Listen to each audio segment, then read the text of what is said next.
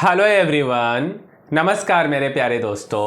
आज हम बात करने वाले हैं महाशिवरात्रि के बारे में। और यार इस वीडियो के अंदर हम लोग ना मुख्य रूप से ये बात करेंगे कि हम सब लोग महाशिवरात्रि का व्रत करते हैं, बट यार हम लोगों को ना ये पता नहीं होता है। जनरली लोगों से पूछने पे ये बताते हैं कि महाशिवरात्रि इसलिए मनाया जाता है क्योंकि माता जो पार्वती हैं और जो भगवान शंकर हैं, इन दोनों का विवाह हुआ था, है ना। तो हम लोग मुख्य रूप से इस वीडियो में समझेंगे कि विवाह नहीं हुआ था, एक्चुअली क्यों हम मनाते हैं, पूजा कैसे करना चाहिए, महामृत्युंजय मंत्र का अर्थ क्या है और इसका प्रभाव क्या है, साइंस क्या कहता है। तो इन सब चीज़ों को हम इस वीडियो के अंदर समझने वाले हैं। तो आइए शुरू करते हैं अपने वीडियो को। और मेरे भाई जो महाशिवरात्रि है वो इस बार 26 फरवरी बुधवार के दिन पड़ रहा है और ये ना 149 साल के बाद ऐसा योग बन रहा है, ठीक है। तो इसलिए ये काफ़ी महत्वपूर्ण भी है, तो इसके बारे में हम लोग समझेंगे। तो सबसे पहले मेरे भाई अगर हम पूजा के मुहूर्त की बात करें तो जैसे ना हम लोग जब छोटे होते थे तो पहर के बारे में बताया जाता था कि ये 1 पहर 2 पहर है ना, ऐसा कुछ। तो पूजा का ना 4 पहर का मुहूर्त है, तो इसके बारे में पहले हम समझते। तो मेरे भाई पहर हम लोग बोलते हैं जनरल से भाषा में, है ना, बट एक्चुअल में उसको परहर बोला जाता है, ठीक है। तो अगर हम बोले तो 4 परहर के पूजा मुहूर्त हैं। और ऐसा हम नहीं बोल रहे, ऐसा बोला गया कि मेरे भाई स्कंद और हम शिव पुराण की बात करें तो महाशिवरात्रि पर 4 परहर की पूजा करने का विधान है। और अरे भाई ठीक है, 1 परहर 3 घंटे का होता है। मतलब ना अगर हम महाशिवरात्रि की बात करें तो हम लोगों को ना 4 पहर में पूजा करना है, ठीक है। और 1 पहर 3 घंटे का होता है। अच्छा, सबसे पहला पहर की अगर हम बात करें तो ये शुरुआत होता है शाम के 6:20 से और रात के 9:20 तक होता है। ये जो मुहूर्त है इसको हम लोग संध्या काल से शुरुआत करते शुरू होता है, इसे प्रदोष काल भी कहते हैं, ठीक है, क्लियर। अच्छा, दूसरे पहर की अगर हम बात करें तो दूसरा पहर 9:21 से 12:21 तक यह मुहूर्त है और यह मध्य रात्रि तक रहता है। इसे निषिद्ध काल भी कहते हैं, क्लियर। अच्छा, तीसरे पहर की अगर हम बात करें तो रात्रि में 12:22 से 3:22 तक यह मुहूर्त मध्य रात्रि के बाद शुरू होता है और ब्रह्म मुहूर्त के पहले तक रहता है, तीसरा पहर। चौथे पहर की अगर हम बात करें तो 3:23 से 6:23 तक यह मुहूर्त अगले दिन के सूर्योदय तक रहता है। तो यही 4 पहर है और 4 पहर बोल सकते हैं जो कि पूजा का मुहूर्त है। तो इस अकॉर्डिंग हम लोगों को पूजा करना चाहिए।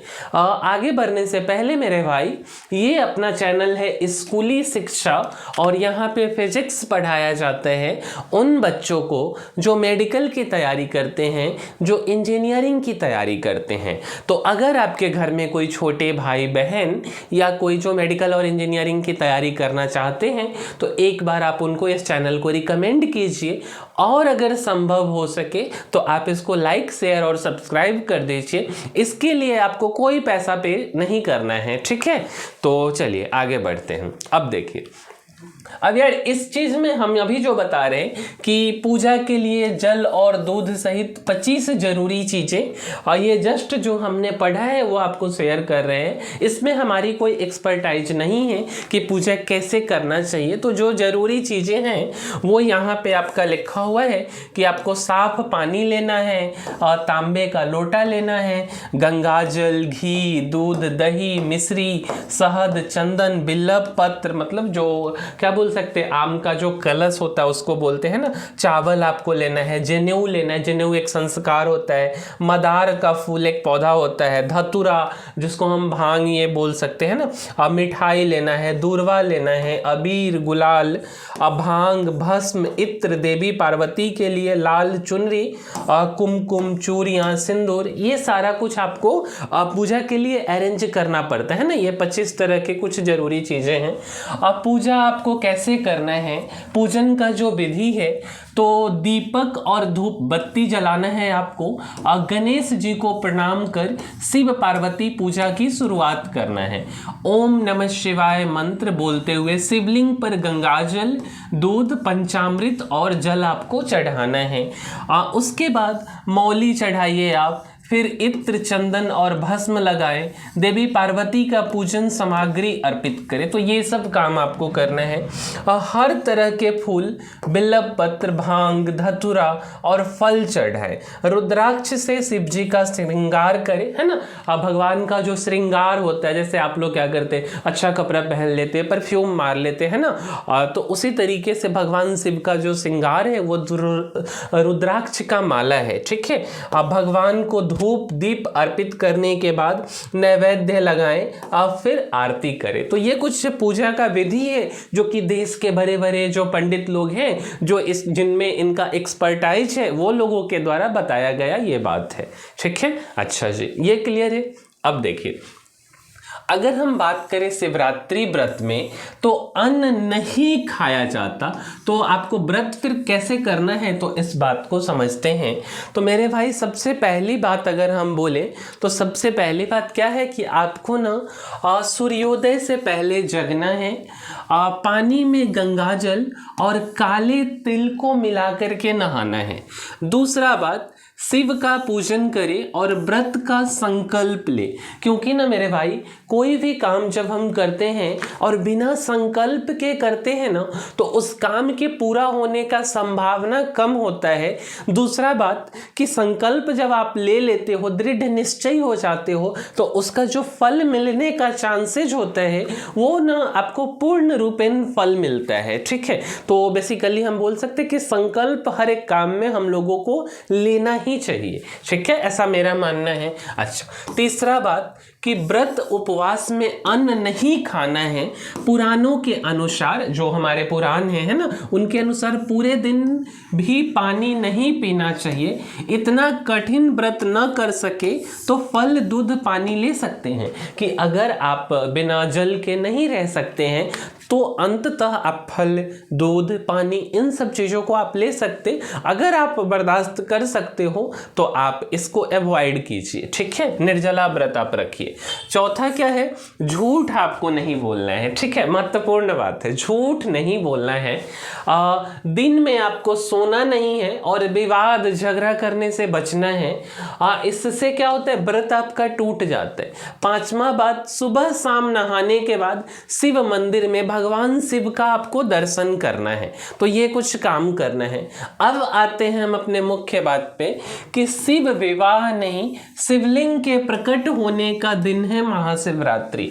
मुख्य रूप से मान्यता है, किसी भी लोगों से पूछा जाए तो बोला जाता है कि शिव जी का विवाह हुआ था, बट यार ऐसा बात नहीं है, शिवरात्रि के दिन ही शिव जी प्रकट हुए थे। तो विवाह वाली बात गलत है मेरे समझ से, ठीक है, और ऐसा हम नहीं कह रहे, ऐसा लिखा गया हुआ है। आप समझिए इस बात को। महाशिवरात्रि को लेकर मान्यता है कि इस दिन शिव पार्वती का विवाह हुआ था, लेकिन शिव पुराण की बात करें, जो कि मेन ग्रंथ है ना, सहित किसी भी ग्रंथ में इस बात का कोई जिक्र नहीं है कि विवाह हुआ था। शिव पुराण में लिखा है कि फाल्गुन महीने के शुक्ल पक्ष के 14वें दिन यानी चतुर्दशी तिथि पर पहली बार शिवलिंग प्रकट हुआ। तब भगवान विष्णु और ब्रह्मा जी ने शिवलिंग की पूजा की और इस दिन को शिवरात्रि कहा गया।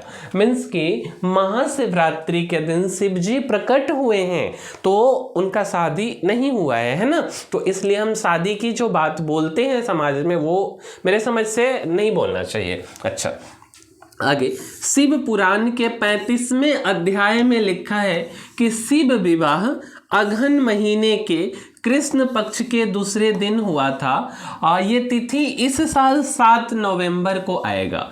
तो मेन जो बुक है शिव पुराण की हम बात करें तो उसका 35वां अध्याय में शिव विवाह के बारे में चर्चा किया गया कि दो पक्ष होता है, कृष्ण पक्ष एक शुक्ल पक्ष। अंधेरी रात को हम कृष्ण पक्ष बोलते हैं, मतलब अंधेरी रात इन द सेंस अमावस्या की रात्रि को, और शुक्ल पक्ष मतलब हम क्या बोल सकते हैं, इजोरी मीन्स फुल मून को हम शुक्ल पक्ष बोलते। तो शिव विवाह जो है बेसिकली कृष्ण पक्ष के दूसरे दिन, और ये वाला जो तिथि है इस साल 7 नवंबर मीन्स 2025 में 7 नवंबर को आएगा। ठीक है। अच्छा, अगर हम बात करें शिवरात्रि पर शिव विवाह मनाने की परंपरा कब से शुरू हुई, इस बारे में लिखित जानकारी नहीं है। काशी और उज्जैन के विद्वानों का कहना है कि शिवलिंग के निचले हिस्से में पार्वती का भी स्थान होता है। शिवरात्रि पर महादेव की पूजा रात में होती है। पार्वती के बिना शिव पूजन अधूरा रहता है, इसलिए इस रात को शिव शक्ति मिलन के पर्व के तौर पर मनाया जाने लगा। तो मेरे भाई जो हम लोग बोलते ना कि मतलब शिव जी का शादी हुआ, वो बात नहीं है। बात कुछ ऐसा है कि जो काशी और उज्जैन के ब्राह्मण लोग हैं उन लोगों का कहना है कि शिवलिंग के निचले हिस्से में पार्वती का भी स्थान है, माता पार्वती का, और शिवरात्रि पर महादेव की पूजा रात में होती है और पार्वती के बिना तो शिव जो है कि उनका पूजन अधूरा है, इसलिए इस रात को शिव शक्ति मिलन के पर्व के तौर पर मनाया जाता है। तो कहानी कुछ ये है। अब समझिए, अब जो कथा है कि शिवलिंग के प्रकट होने की कथा, तो इस बात को समझते। तो भगवान विष्णु और ब्रह्मा जी के बीच विवाद हुआ। ठीक है, भगवान विष्णु और ब्रह्मा जी के बीच विवाद हुआ। वजह थी दोनों में श्रेष्ठ कौन है। तब शिव जी लिंग के रूप में प्रकट हुए। शिव ने कहा, आप दोनों में से जो इस लिंग का छोर मतलब अंत खोज लेगा वो श्रेष्ठ होगा। तो एक छोर की तरफ ब्रह्मा और दूसरे तरफ विष्णु चल दिए। जैसे मान लीजिए ना कि ये हमारा पेन है और इस पेन को अगर हम शिवलिंग बोले तो ब्रह्मा जी अगर इधर की तरफ चले गए तो विष्णु जी इधर की तरफ चले गए कि इसका एंड खोज करके लाना है, अंत खोज करके लाना है। ठीक है, तो क्या होता है ना कि दोनों को लिंग का अंत नहीं मिला, लेकिन ब्रह्मा ने खुद को श्रेष्ठ घोषित करने के लिए योजना बनाई। ब्रह्मा जी थोड़ा सा तेज निकले और कुछ अपना प्लानिंग कर लिए, है ना। और ब्रह्मा ने केतकी का पौधा लिया और उससे कहा, तुम शिव विष्णु के सामने बोल देना कि ब्रह्मा ने लिंग का अंत खोज लिया है। ब्रह्मा ने कहा, मैंने इस लिंग का अंत खोज लिया है, यह बात आप केतकी के पौधे से पूछ सकते हैं। पौधे ने भी शिव जी और विष्णु जी के सामने झूठ बोल दिया। देखिए, केतकी का जो फूल का पौधा है वो भी जो है विष्णु जी के सामने में और भगवान शिव के सामने में बोल देते कि हाँ भाई, शिवलिंग के एंड को खोज लिया गया है। ठीक है, तो ब्रह्मा जी ने कहा, मैंने इस लिंग का अंत खोज लिया है, ये तो अभी आपको बता दिए। तो ब्रह्मा का झूठ सुनते, क्योंकि शिव जी को पता था कि एंड नहीं मिला है। ठीक है, तो ब्रह्मा जी का झूठ सुनते ही शिव गुस्सा जाते हैं और वो कहते हैं कि आपने झूठ कहा, इसलिए आपकी कहीं पूजा नहीं होगी। केतकी ने झूठ में साथ दिया, इसलिए इसके फूल मुझे पूजा में स्वीकार नहीं होंगे। तब विष्णु जी सर्वश्रेष्ठ घोषित हुए। मतलब कि इसलिए जो यार ब्रह्मा जी का पूरे देश और दुनिया में केवल एक ही मंदिर है ना। तो इसके पीछे यही वजह है कि उनको ना शिव भगवान का श्राप मिल गया कि आप झूठ बोले हैं, और केतकी के फूल को भी श्राप मिला कि आपका फूल मुझे पूजा रूप में स्वीकार नहीं है, क्योंकि आपने ब्रह्मा जी के झूठ में सपोर्ट किया है। और श्रेष्ठ किनको माना गया, तो विष्णु भगवान को श्रेष्ठ माना गया। ठीक है, अच्छा, अब बात करते हैं हम महाशिवरात्रि में मंत्र की। तो महामृत्युंजय मंत्र के बिना शिव भगवान का पूजन अधूरा है। और क्या होता है महामृत्युंजय मंत्र?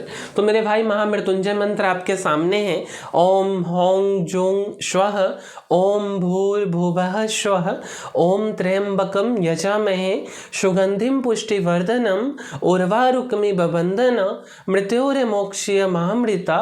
ओम स्वः भुव भूः ओम सः जूं हों ओम। ठीक है, तो ये आपका महामृत्युंजय मंत्र है जो कि काफी शक्तिशाली मंत्र है। है ना। तो इस मंत्र का अर्थ के बारे में भी अगर हम एक बार चर्चा कर लें तो मेरे भाई इसका अर्थ है कि भगवान शिव त्रिनेत्रधारी हैं, मीन्स उनके 3 नेत्र हैं।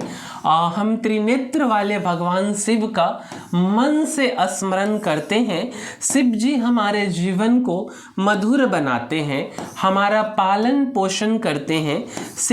हे शिव जी, हमें ऐसा आशीर्वाद दीजिए कि हम जीवन और मृत्यु के बंधन से मुक्त होकर अमृत की ओर आगे बढ़े, है ना। तो ये इस मंत्र का अर्थ है, जो कि काफी सुंदर और प्यारा सा अर्थ है। अब आगे कहानी सुनिए। इस मंत्र का रचना कौन करते?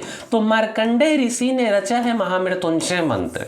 अब क्या होता है मेरे भाई, सतयुग में मृग श्रृंग ऋषि और सुवर्ता की कोई संतान नहीं थी। उन्होंने संतान पाने की इच्छा से शिव जी के लिए तप किया। शिव जी प्रकट होते हैं, उन्होंने ऋषि और सुवर्ता को पुत्र प्राप्ति का वरदान दिया। ये भी कहा कि ये संतान अल्पायु होगी, यानी इसकी उम्र 16 साल ही रहेगी। मतलब कि जो ऋषि हैं और जो ऋषि की वाइफ है, सतयुग की बात है, उनके कोई पुत्र नहीं रहते हैं, तो वो लोग तपस्या करते हैं। तपस्या करने के बाद भगवान शिव प्रकट होते हैं और वरदान देते हैं कि ठीक है, आपको एक मतलब आपको पुत्र ये होगा, प्राप्त होगा।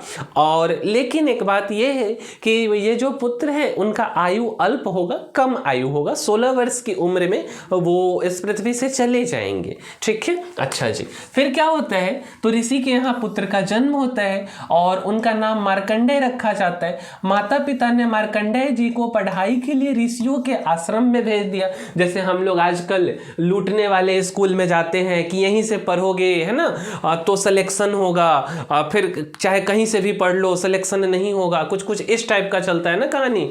250 बच्चे 300 बच्चे के बीच में पढ़ोगे तो ही सिलेक्शन होगा, 30-40 बच्चे के भीड़ में पढ़ोगे तो फिर दिक्कत हो जाएगा, वन शॉट करोगे तब जा करके हो जाएगा। जो पहले वाले जो लोग हैं, जो इतने पढ़े लिखे लोग जिन्होंने सिलेबस को डिजाइन किया है 1 साल का, वो लोग गलत हैं। 3-4 घंटे में ही एक चैप्टर को हम कंप्लीट करा देंगे और फिर आप पास हो जाओगे, आपको पढ़ने की कोई ज़रूरत नहीं है। बुक रीडिंग गलत तरीका है। तो मतलब ये अभी वाला ट्रेंड है। बट यार अगर हम पुराने समय की भी बात करें तो जो ऋषि मुनि जो खुद इतने ज्ञानी हैं, वो भी अपने बच्चे को कहाँ, तो गुरुकुल भेजा करते थे। तो मार्कंडेय जी को आश्रम भेज देते हैं पढ़ने के लिए।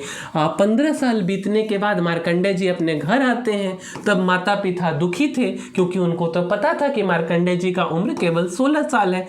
उन्होंने मार्कंडेय जी को कम उम्र की बात बता दी, उनके माता पिता। अच्छा, मार्कंडेय जी ने महामृत्युंजय मंत्र की रचना की और मंत्र जाप करते तपस्या की।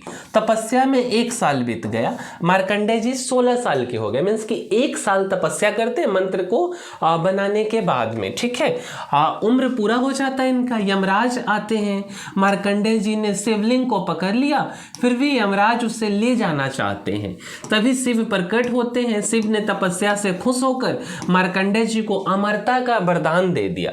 इस तरह महामृत्युंजय मंत्र के जाप से मार्कंडेय जी अमर हो गए। शिव ने मार्कंडेय जी से कहा, अब से जो भी महामृत्युंजय मंत्र का जप करेंगे उसके दुख दूर होंगे और अकाल मृत्यु से भी वो बचे रहेंगे। ये शिव जी वरदान देते हैं मार्कंडेय जी को। ठीक है, अब समझिए, ये तो हो गया बात जो हमारा शास्त्र कहता है। अब हम बात कर लेते कि ठीक है भाई, काफी बड़े बड़े लोग हैं ना, इलोन मस्क टाइप के लोग हैं, तो यार एक्सपेरिमेंट भी हो जाना चाहिए। हमारा साइंस क्या कहता है, तो साइंस के बारे में भी समझ लेते हैं। तो जो महामृत्युंजय मंत्र का विज्ञान है, इस मंत्र के जाप से मानसिक शांति और एकाग्रता बैठता है। हम नहीं कह रहे हैं ना, हमारा शास्त्र नहीं कह रहा है। हमारा शास्त्र तो बहुत कुछ कह दिया, बट जो साइंस है, विज्ञान है, वो कह रहा है। अच्छा जी, कैसे बोल सकते? तो 2011 में इंटरनेशनल जर्नल ऑफ योगा में छपे शोध के मुताबिक महामृत्युंजय मंत्र के नियमित जाप से मानसिक शांति और एकाग्रता बढ़ती है। 2013 ईस्वी में महामृत्युंजय मंत्र पर इलेक्ट्रॉन्सेफेलोग्राफी टेस्ट किया। इस स्टडी में पता चला कि महामृत्युंजय मंत्र बोलने से दिमाग में अल्फा और थीटा तरंगे बढ़ती है और जिससे मानसिक शांति मिलती है। ठीक है। अच्छा, journal of alternative and complementary medicine में छपे शोध के अनुसार मंत्र जाप से शारीरिक सेहत में सुधार होता है। 2003 में दिमाग के हिस्सों की एक्टिविटी जांचने वाले फंक्शनल इमेजिंग टेस्ट की मदद से स्टडी की गई और जिसमें पता चला कि मंत्र जाप करने से दिमाग के अगले हिस्से यानी प्री फ्रंटल कॉर्टेक्स में सक्रियता बढ़ जाती है जिससे मानसिक शांति और ध्यान करने में मदद मिलती है। 2019 में राम मनोहर लोहिया हॉस्पिटल में हुई स्टडी से पता चला कि महामृत्युंजय मंत्र जाप से तनाव बढ़ाने वाला कार्टिसोल हार्मोन कम होने लगता है। इस मंत्र से दिल की सेहत भी अच्छी रहती है। तो ये कुछ हमारा साइंस कहता है और ऐसा नहीं कि केवल एक रिसर्च है। 11 में रिसर्च हुआ, 13 में हुआ, 2003 में हुआ है, 2019 में हुआ है और ओवरऑल कंक्लूजन ये है कि ये मंत्र काफ़ी पावरफुल है और जो महाशिवरात्रि है उनका महाशिव जी है ना, शिव जी का पूजन करना चाहिए। ठीक है। तो इस वीडियो में इतना ही, जितना मैंने पढ़ा, जितना मैंने समझा उतना आपको समझाने का कोशिश किया। और अगर आपको वीडियो इन्फॉर्मेटिव लगता है तो आप लाइक, शेयर और सब्सक्राइब कर दीजिए। मिलते हैं अगले वीडियो में, तब तक के लिए धन्यवाद।